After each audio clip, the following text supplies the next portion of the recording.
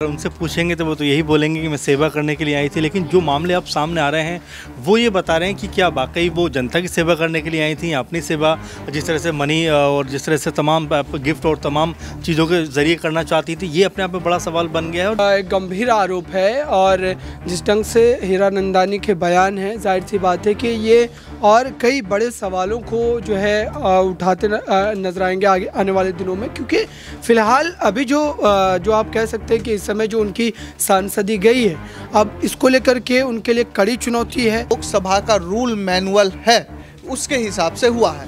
ये पहली बार ऐसा हो नहीं रहा। 1952, 2005 और आज 2023, तो ये जो संसदीय परंपरा है ये चलती आ रही है। मुझे ऐसा नहीं दिख रहा है कि कहीं महुआ मोइत्रा का संवैधानिक हितों का अहित किया गया है।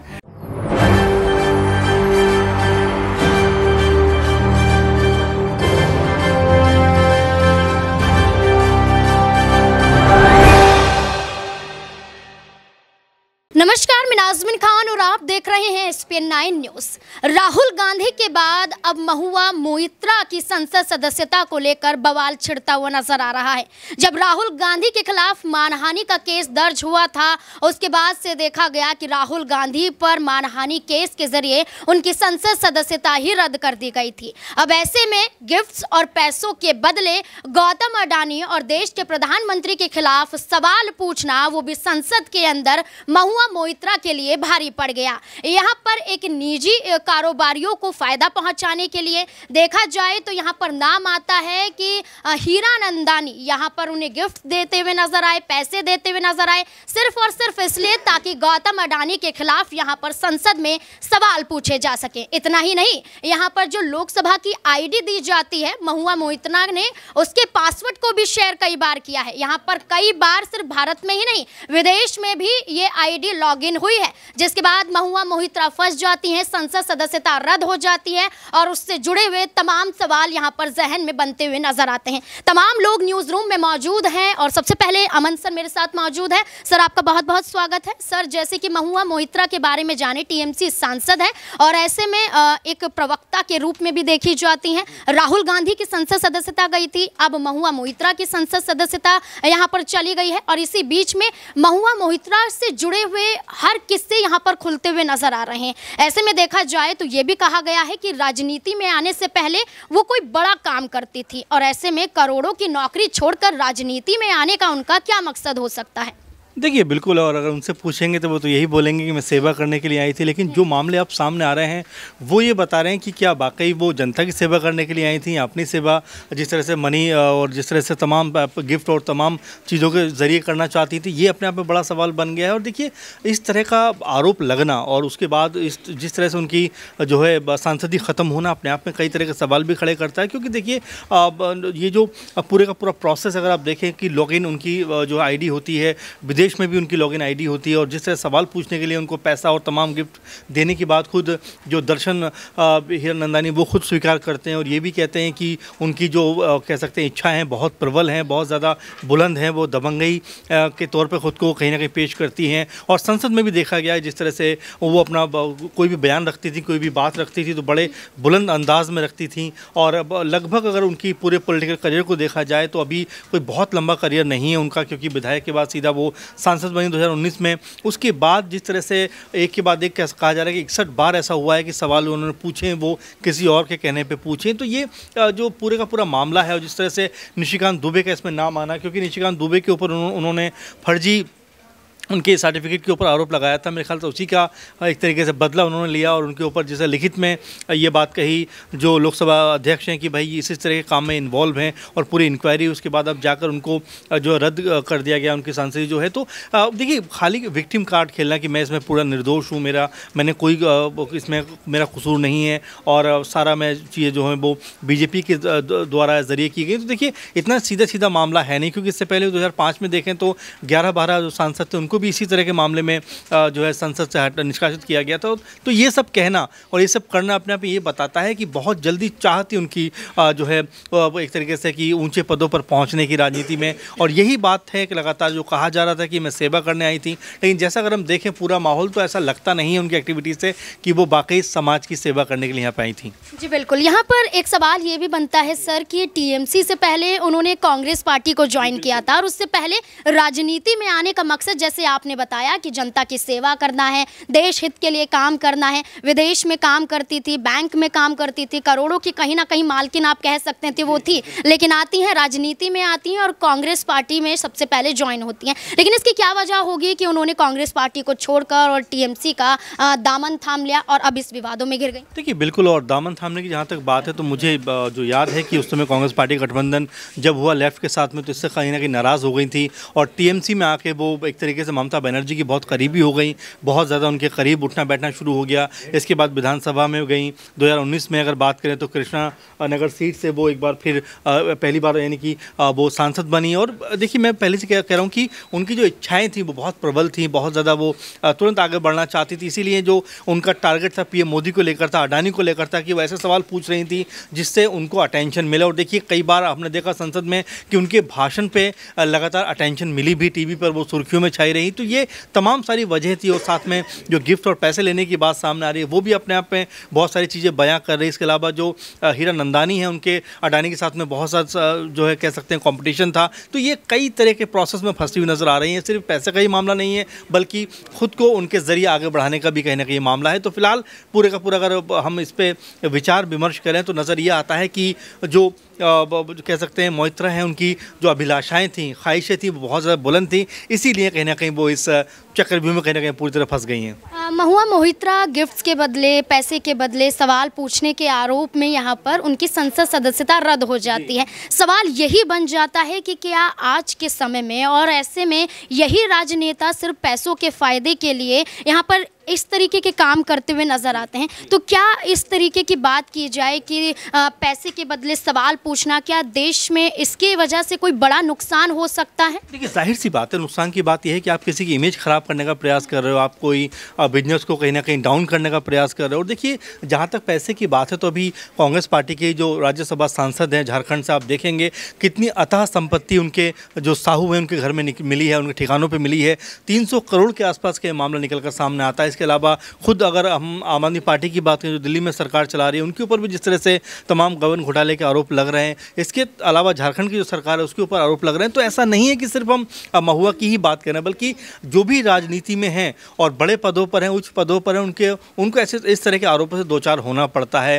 हालांकि ये और बात है कि सज़ा बहुत कम को मिल पाती है, लेकिन महुआ चूँकि लगातार कहती रही हैं कि मुझे साइडलाइन कर दिया गया, इसीलिए मेरे खिलाफ पूरा माहौल बनाकर बीजेपी ने तुरंत मुझे जो है मेरी सांसदी छीन ली। तो ये कहने को है, लेकिन जिस तरह से अगर देखा जाए कि पैसे का घलमेल, सिर्फ टीएमसी की बात नहीं करेंगे, बीजेपी की बात नहीं करेंगे, बल्कि इस पूरे के पूरे प्रोसेस में आप देखें तो कहीं ना कहीं सब नज़र आते हैं। कोई ताबूत घोटाले में नज़र आता है, तो कोई बोफर्स घोटाले में नज़र आता है, तो कोई चारा घोटाले में नज़र आता है, तो कोई शराब मामले में नज़र आता है। तो ये ऐसा एक हमाम है जहाँ पर सब एक जैसे नज़र आते हैं, भले एक दूसरे को ब्लेम करते रहें कि भाई हमने कुछ नहीं किया। अब बीजेपी ये कहती है कि भाई हम तो बहुत पाक साफ हैं, लेकिन वही जब दागी लोग उनकी पार्टी में आ जाते हैं तो वो सब साफ हो जाते हैं। तो ये जो कथनी और करने का फ़र्क है ये लगातार देखने को मिल रहा है। जी बिल्कुल, यहाँ पर तमाम लोगों के खिलाफ भी भ्रष्टाचार के कई मामले यहाँ पर नजर आते हैं, पैसों के लेन देन में शामिल पाए जाते हैं। और इसी बीच देखा जाए तो ये बड़े आरोप लगते हुए नजर आ रहे हैं कि महुआ मोहित्रा ने देश के प्रधानमंत्री की छवि को खराब करने की कोशिश की है, क्योंकि गौतम अडानी पर जो सवाल पूछे गए हैं भरी संसद में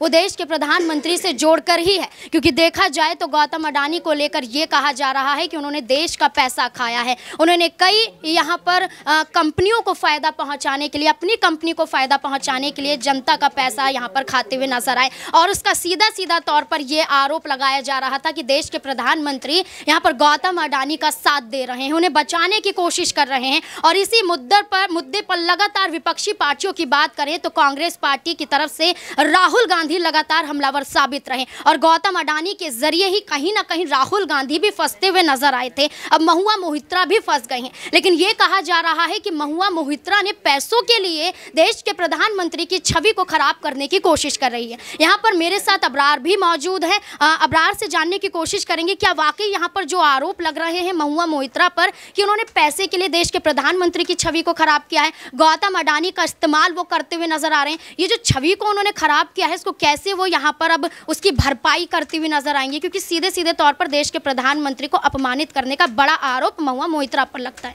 देखिए, बिल्कुल एक गंभीर आरोप है और जिस ढंग से हीरानंदानी के बयान हैं, जाहिर सी बात है कि ये और कई बड़े सवालों को जो है उठाते नजर आएंगे आगे आने वाले दिनों में, क्योंकि फ़िलहाल अभी जो आप कह सकते हैं कि इस समय जो उनकी सांसदी गई है, अब इसको लेकर के उनके लिए कड़ी चुनौती है कि अगर वो ये मान रही हैं कि उनको फंसाया जा रहा है या फिर उनके खिलाफ जो तथ्य पेश किए जा रहे हैं वो बिल्कुल गलत है, तो उनको ये सारी बातें साबित करनी पड़ेंगे। फ़िलहाल जो आरोप लगाए गए हैं और जिस ढंग से ये दावा किया गया है कि 2017 के बंगाल के बिजनेस समिट में मुलाकात हुई महुआ मोहित्रा से, फिर 2019 में एक बार और मुलाकात हुई और फिर लगातार दुबई जब आना जाना रहा तो महुआ मोहित्रा की लगातार जो हीरानंदानी से मुलाकात होती रही।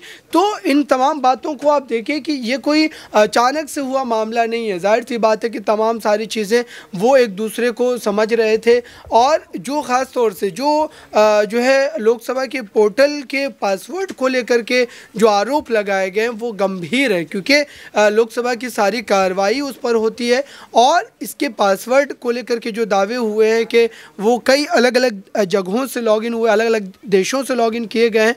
तो ये महुआ मोहित्रा को अब साबित करना पड़ेगा कि आखिरकार उनके ऊपर जो ये आरोप लगाए जा रहे हैं, हालांकि कार्रवाई के रूप में उनकी सांसदी छीन ली गई है, क्योंकि अगर वो अपने आप को स्वच्छ साबित नहीं कर पाती हैं, वो ये साबित नहीं कर पाती हैं कि इस मामले में उनके खिलाफ जो भी सबूत दिए जा रहे हैं या जो भी आरोप लगाए जा रहे हैं वो बिल्कुल बेबुनियाद है, तब तक उन्हें संसद में दोबारा वापसी की इजाज़त बिल्कुल नहीं होनी चाहिए, क्योंकि उन्हें बिल्कुल मौका दिया जा रहा है और वो पूरी तरीके से अपनी छवि को जो है सुधार सकती हैं अगर उनके ऊपर ये आरोप गलत लगाए गए हैं। तो फिलहाल अगर देखा जाए तो इस समय ओम बिरला ने जो फैसला लिया है वो बिल्कुल उचित फैसला है और मुझे लगता है कि राहुल गांधी के ऊपर भी इस तरीके के फैसले लिए गए थे, सांसदी गई थी लेकिन उनके पास मौका था, उन्होंने अपनी सांसदी फिर वापस ले ली।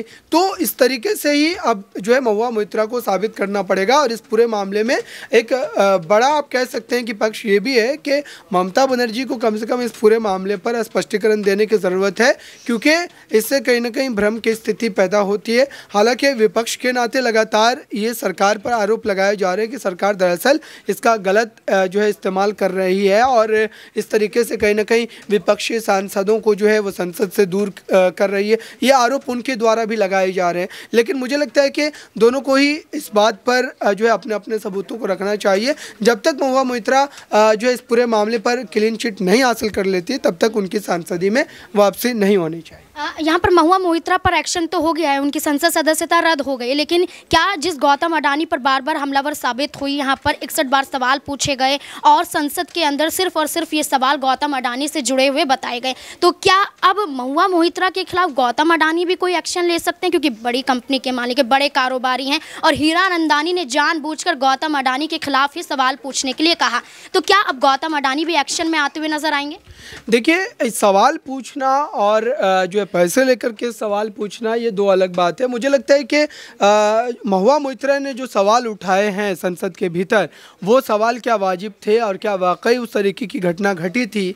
अगर ये चीज़ है तो जाहिर सी बात है कि इस पर जो है अडानी समूह भी कोई बड़ा एक्शन नहीं ले सकता, लेकिन जहाँ तक संसद की अपनी जो एक जो अपना संविधान होता है और जिस तरीके से संसद की कार्रवाई को कहीं ना कहीं रेगुलेट किया जाता है उस लिहाज से कहीं ना कहीं ये खिलाफ वर्जी की गई है महुआ मोहित्रा के द्वारा और उसके ऊपर कार्रवाई भी हुई है। जहाँ तक अडानी समूह को उस पर कार्रवाई करनी चाहिए या वो कार्रवाई करेंगे या नहीं करेंगे ये वो उनका अपना निजी मामला हो सकता है, लेकिन इस बात को भी देखने की ज़रूरत है कि महुआ मोहित्रा ने जिन जिन प्रश्नों को उठाया है संसद के भीतर क्या वो वाजिब जो है प्रश्न थे। हालांकि उस समय जब वो उठा रही थी इन तमाम मुद्दों को तो जाहिर सी बात है कि इसको गंभीरता से लिया जा रहा था, मीडिया चैनल जो है इसको ब्रेक भी कर रहे थे और महुआ मोहित्रा की जो शख्सियत रही है और जिस तरीके से वो लगातार जो है जिन जिन मुद्दों को उठाती आती रही हैं, जाहिर सी बात है कि उसको गंभीरता से हमेशा लिया गया और टीएमसी की एक कद्दावर और काबिल सांसदों में उनका नाम शुमार किया जाता है।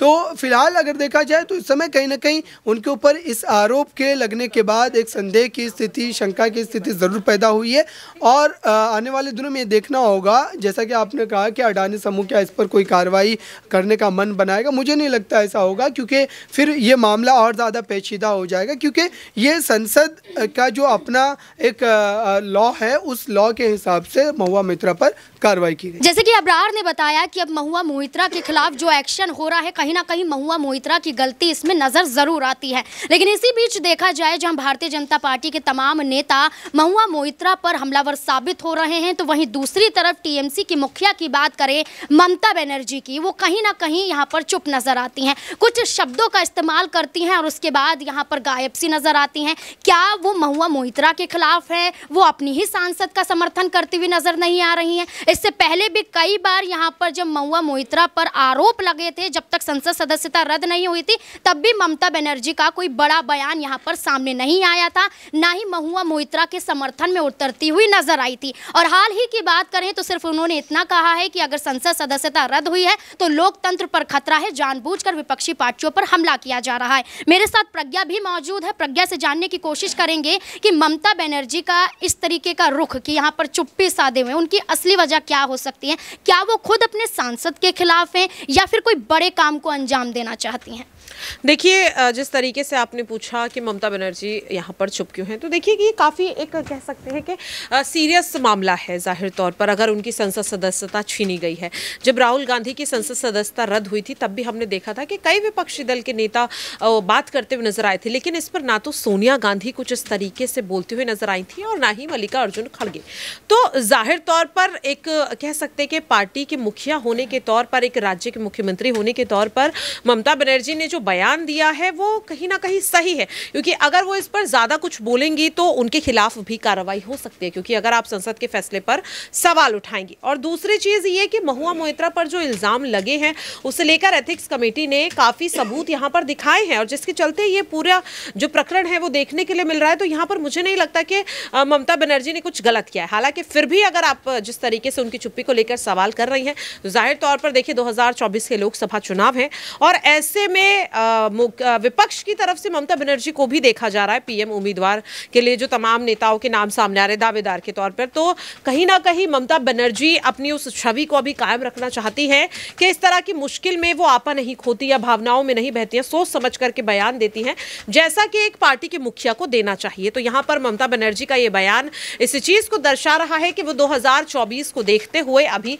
संयम बरते हुए, क्योंकि जाहिर तौर पर उनकी छवि यहाँ पर धूमिल नहीं होनी चाहिए, ये यहाँ पर फिलहाल मुझे समझ में आ रहा है। और दूसरी चीज कि ममता बनर्जी आखिरकार क्यों इतना कम यहाँ पर बोलती हुई नजर आ रही हैं, तो जाहिर तौर पर देखा जाए तो महुआ मोइत्रा को लेकर विपक्ष इतना ज्यादा बोलता हुआ नजर आ रहा है, खुद महुआ मोइत्रा इतना बोलती हुई नजर आ रही है और महुआ मोइत्रा एक मजबूत नेता है, तो मुझे नहीं लगता कि उन्हें किसी के इतने खास समर्थन की जरूरत है अगर वो बेकसूर है तो। जी बिल्कुल। यहाँ पर अब ये सवाल भी ये उठ रहा है कि जो कारोबारी हैं, हीरानंदानी की बात की जाए तो यहाँ पर कई बड़े खुलासे वो भी करते हुए दिखाई देते हैं, महुआ मोइत्रा के खिलाफ भी वो बोलते हैं। ये कहा जाता है कि वाकई यहाँ पर महुआ मोइत्रा ने कई बार ये यहाँ पर आईडी शेयर की है, कई बार उन्होंने कहा है कि मैंने सवाल पूछे हैं। महुआ मोइत्रा खुद यहाँ पर स्वीकार करती हुई नजर आती है कि सिर्फ भारत में ही नहीं, कई बार विदेशों में भी यहाँ पर लॉगिन की गई है वो आईडी। उस आईडी को महुआ मोइत्रा पहले निजी बताती हुई नजर आ रही थी, उसके बाद जब यहाँ पर एथिक्स कमेटी जांच करती है और उस जांच के बाद कई बड़े खुलासे होते हुए नजर आते हैं कि निजी पासवर्ड नहीं है, निजी आईडी नहीं है, और उसके बाद ये मामला बढ़ता जाता है, एथिक्स कमेटी के द्वारा जांच होती है। लेकिन हीरानंदानी की बात करें, जो खुद महुआ मोइत्रा को गिफ्ट्स देते हुए नजर आते हैं, जो खुद पैसे देते हुए नजर आते हैं, क्या वाकई यहाँ पर वो गौतम अडानी के खिलाफ सवाल पूछना चाहते थे? इस पूरे मामले में क्या महुआ मोइत्रा ही शामिल नजर आती हैं? क्या और लोगों के नाम भी इसमें शामिल दिखाई देते हैं। मेरे साथ यहाँ पर दिनेश भी मौजूद है। दिनेश से जानने की कोशिश करेंगे कि इस मामले में महुआ मोइत्रा के अलावा और कौन कौन लोग शामिल हैं। यहाँ पर जो हीरानंदानी की बात की जाती है, क्या वो यहाँ पर इस तरीके से दिखाई दिया जा रहा है कि और लोग भी शामिल होने की बात करते हुए नजर आ रहे हैं? हालांकि फिलहाल तो नाज़मीन ऐसा किसी का नाम सामने नहीं आया है महुआ मोइत्रा के अलावा कि जिसको इस पूरे प्रकरण में जो अन्य कोई व्यक्ति है वो शामिल है। बट ये कहीं ना कहीं जो मामला है ये काफ़ी गंभीर है। जहाँ तक बीजेपी सांसदों ने कहा है कि ये देश की सुरक्षा से, संसद से जुड़ा हुआ मामला है और निश्चित तौर पर महुआ मोइत्रा की तरफ से भी कहीं ना कहीं ये बातें जो कबूली गई उनकी तरफ से कि उन्होंने अपना लॉगिन आईडी पासवर्ड जो है वो शेयर किया है, और वो दुबई हो या फिर कई दुनिया के अन्य देशों में जहाँ से उनका लॉगिन किया गया, तो निश्चित तौर पर ये कॉन्फिडेंशियल मामला था और इसको निजी मामला जो उनकी एक निजी अधिकार था सांसद होने के रूप में, तो इसको उन्होंने जिस प्रकार से पैसे में डील करके जैसे भी गिफ्ट मिले उनको और उस आधार पर उन्होंने उसको दूसरे लोगों तक इस्तेमाल करने के लिए पेश किया, तो ये वाकई एक सनसनीखेज मामला था। और इस पर पूरी की पूरी जांच हुई है, एथिक्स कमेटी बैठी है, उसके तमाम 6 से 8 लोगों ने इस पर जांच की है पूरे मुद्दे पर, और इस पर जांच करने के बाद ही कहीं ना कहीं स्पीकर ने फैसला लिया है कि उनकी संसद सदस्यता को अब रद्द कर दिया जाना चाहिए। जी बिल्कुल, यहाँ पर महुआ मोइत्रा की संसद सदस्यता तो रद्द हो गई है, लेकिन उसके बाद और क्या विकल्प निकलते हुए नजर आते हैं? ये कहा जाता है कि महुआ मोइत्रा अब कोई बड़ा कदम उठाते हुए नजर आएंगे। विकल्प की बात करें तो फिर से लोकसभा के स्पीकर ओम बिरला के पास भी जा सकती हैं, दोबारा से चिट्ठी लिख सकती हैं, दोबारा से यहाँ पर बात की जा सकती है जांच की। वही बात आती है कि अपने मौलिक अधिकारों का इस्तेमाल करते हुए वो यहाँ पर कोर्ट का रुख भी कर सकती है। दूसरी बात, फिर से चुनाव लड़ा जाएगा, फिर से यहाँ पर आएंगे, फिर लोकसभा की यहाँ पर सदस्यता बनती हुई नजर आएंगी। ऐसे में देखा जाए तमाम विकल्पों की बात की जा रही है, इन विकल्पों में क्या कुछ महुआ मोइत्रा उठाती हुई नजर आएगी? राकेश सर भी मेरे साथ जुड़े हुए हैं। यहाँ पर अगला सवाल उनसे रहेगा कि क्या महुआ मोइत्रा यहाँ पर न्यायपालिका में जाती हुई दिखाई देंगे? विकल्पों की बात करें तो क्या यहाँ पर अगला कदम महुआ मोइत्रा का हो सकता है? हाँ देखिए नाज़मीन, महुआ मोइत्रा अगर चाहें तो सुप्रीम कोर्ट का दरवाज़ा खटखटा सकती हैं, लेकिन सुप्रीम कोर्ट वहाँ पर यही देखेगा कि संविधान, वो सुप्रीम कोर्ट संसद के किसी फैसले पर अपनी राय नहीं देगा। सुप्रीम कोर्ट ये देखेगा कि जो संविधान में लिखित है, यानी विधि द्वारा स्थापित न्याय हुआ है कि नहीं। और जिस तरीके से कल पूरी चर्चा एथिक्स कमेटी की रिपोर्ट संसद में टेबल की गई, टेबल करने के बाद उस पर स्पीकर ने शॉर्ट टर्म डिस्कशन बुलाया और शॉर्ट टर्म डिस्कशन के बाद महुआ मोइत्रा का सस्पेंशन हो गया। तो जहाँ तक मेरी एक निजी समझ है संसद को लेकर, वो पूरा विधि द्वारा स्थापित जो न्याय है और जो लोकसभा का रूल मैनुअल है उसके हिसाब से हुआ है। ये पहली बार ऐसा हो नहीं रहा। 1952, 2005 और आज 2023, तो ये जो संसदीय परंपरा है ये चलती आ रही है। मुझे ऐसा नहीं दिख रहा है कि कहीं महुआ मोइत्रा का संवैधानिक हितों का अहित किया गया है। ये स्पीकर के ऊपर डिपेंड करता है कि वो इस डिस्कशन को कितना समय दे, कितना समय ना दे। मेन होता है इसमें वोटिंग, ध्वनि मत से इसको पास किया गया, उनका सस्पेंशन 2/3 बहुमत से, जो कि आवश्यक है। 2/3 बहुमत से इसका सस्पेंशन महुआ मोइत्रा का रिकॉर्ड किया गया और उनको सस्पेंड कर दिया गया। तो कोर्ट में भी उनके पास कुछ ज़्यादा बचा नहीं है। दूसरी बात, कितना समय बचा है? दिसंबर और फिर 4 महीने उधर, 5 महीने का समय बचा है। न्यायपालिका में जाएंगी तो न्यायपालिका भी त्वरित कोई रोक लगाएगा नहीं, क्योंकि संसद का मसला है। इसके बाद उसके बाद आपका एक ये अग्रिम बजट पेश होना है, एक सेशन वो बचा है, उसके अलावा कोई सेशन नहीं बचा इन हाउस। तो कुल मिलाकर महुआ मोइत्रा भी यही सोचेंगी कि न्यायपालिका ना जाया जाए। न्यायपालिका जाने के बाद उनकी छवि और ख़राब हो सकती है। कारण मैं इसका बता दूं, एथिक्स समिति ने जब अपने रिपोर्ट में महुआ मोइत्रा के सस्पेंशन की अनुशंसा की, उसके साथ इस बात की भी अनुशंसा की है कि टाइम बाउंड एरिया के अंदर जांच एजेंसियों से इस पूरे प्रकरण को लेकर जांच करवाई जाए। अगर महुआ मोइत्रा अपने सस्पेंशन को लेकर कोर्ट में जाती है तो कहीं ऐसा ना हो कि उनके घर सीबीआई आ जाए। तो तमाम चीज़ों पर महुआ मोइत्रा का भी दिमाग लगा होगा। दूसरी बात, टीएमसी को लेकर, टीएमसी ने जिस तरीके से इस पूरे प्रकरण के दौरान चुप्पी साधी रखी, तो वो भी कहीं ना कहीं ये दर्शाता है कि टीएमसी एक तरीके से एक कह लीजिए कि उतने समर्थन में नहीं दिखी जितने समर्थन में वो अक्सर बोलती है। डेरेक ओब्रायन से लेकर टीएमसी के लोकसभा नेता तक तमाम लोग चुप्पी साधे रहे। बस कल डिस्कशन के दौरान हो हल्ला हुआ, सभी महुआ मोइत्रा के जाकर पीछे खड़े हो गए। ये चीज़ अच्छी हुई कि एक सस्पेंशन से जो इन 5 राज्यों के चुनाव के दौरान इंडी गठबंधन के घटक दलों के बीच जो दूरी बनी थी वो वापस से एक साथ आ गई। और बाकी फ़ायदा इसमें कांग्रेस को भी हुआ है। कांग्रेस के पास अब ये है कि टीएमसी के नेताओं पर जिस तरीके से भ्रष्टाचार के आरोप लग रहे हैं, चाहे वो बंगाल स्तर पर हो या संसद के स्तर पर, तो कांग्रेस के लिए भी मैं कहूँ तो भले ही कल एक अच्छी चीज़ ये भी हुई कि सोनिया गांधी बहुत जल्दी किसी के पीछे दिखती नहीं है। कल वो महुआ मोइत्रा के पीछे दिखी, लेकिन महुआ मोइत्रा के पास अब बहुत ज़्यादा कुछ चीज़ें बची नहीं है, बल्कि उनको इस बात को स्पष्ट करना चाहिए कि उन्होंने 2 करोड़ लिए कि नहीं लिए। महंगा बैग लेकर या महंगा चश्मा लेकर संसद की प्रतिष्ठा, गरिमा, निष्पक्षता और उन सांसद के तौर पर जो उन्हें विशेषाधिकार मिला है उसको उन्होंने तार किया कि नहीं, इस बात पर स्पष्टता देनी चाहिए। बात ज़्यादा ना बनाएं, ज़्यादा बेहतर है, नहीं तो छवि खराब होगी। क्योंकि महुआ मोइत्रा बोलती भी हैं कि वो फ्लाइट में बैठे बैठे ममता बनर्जी उनके विचारों से सहमत हो गई थी। कहीं ऐसा ना हो जिस फ्लाइट में बैठने के बाद उनको टिकट मिली उसी फ्लाइट में बिठाकर उनको राजनीति से उड़ा ना दिया जाए। जी बिल्कुल। यहाँ पर जैसे कि बात आई कि दर्शन हीरानंदानी ने गिफ्ट्स दिए, पैसे दिए, जिक्र आता है कि अब उन चीज़ों का क्या होगा, क्या इन चीज़ों पर भी कोई एक्शन लिया जाएगा कि महुआ मोइत्रा को जो तमाम चीज़ें यहाँ पर दी गई हैं उनको लेकर क्या? हाँ नाज़मीन, बहुत बेहतर ये सवाल है। उन्हें इस बात पर दर्शन हीरानंदानी से उनके क्या संबंध है उस बात पर स्पष्टता तो जरूर देनी चाहिए। देखिए, टीएमसी जो हमेशा कहती है कि हम लोकतंत्र का संरक्षण कर रहे हैं, लोकतंत्र को बचा रहे हैं, लोकतंत्र हमारे लिए ज़रूरी है, तो एक जनता के द्वारा चुना हुआ प्रतिनिधि आज संदेह के घेरे में है। तो इस बात की जांच होनी चाहिए और बेहतर ये स्थिति होगी कि टीएमसी खुद सामने से बोले कि जांच कीजिए, हमारी सांसद निर्दोष है। लेकिन ये बात आ नहीं रही है। सिर्फ सब एक तरीके से कह लीजिए कि पॉलिटिकल क्लाउड बना रहे हैं कि हाँ भाई ये गलत। कल ममता बनर्जी का भी बयान आया कि बीजेपी का असल चेहरा सामने आ गया। तो आप भी अपना ईमानदारी वाला असल चेहरा सामने लेकर आइए और बोलिए, सीबीआई को खुद बोलिए कि आप आइए जाँच कीजिए, क्योंकि इसका भी प्रावधान है।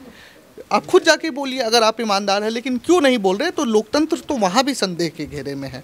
जी बिल्कुल। यहाँ पर जैसे गौतम अडानी के खिलाफ लगातार विपक्षी पार्टियां देखी गई और जांच की मांग करती हुई नजर आई, लेकिन अभी तक कोई जांच उनके खिलाफ नहीं देखी गई। और ऐसे में ये नाम आ जाता है महुआ मोइत्रा के मामले में दर्शन हीरानंदानी का। वो खुद भी कबूलते हुए नजर आते हैं कि वाकई यहाँ पर मैंने सवाल पूछे, जब महुआ मोइत्रा की संसद सदस्यता रद्द, उन पर एक्शन हो गया है, तो ये जो भागीदारी दर्शन हीरानंदानी की देखी जा रही है, आखिरी सवाल, क्या ये भी अपराधी पाए जाते हैं? इन पर भी एक्शन होता हुआ नजर आएगा? क्या लगता है? देखिए नाज़मीन, कई बार ना पॉलिटिक्स में किसी एक को धराशाही करने के लिए किसी एक को बिठाया जाता है। अचानक से ऐसा क्या हुआ कि दर्शन हीरानंदानी पकड़े गए?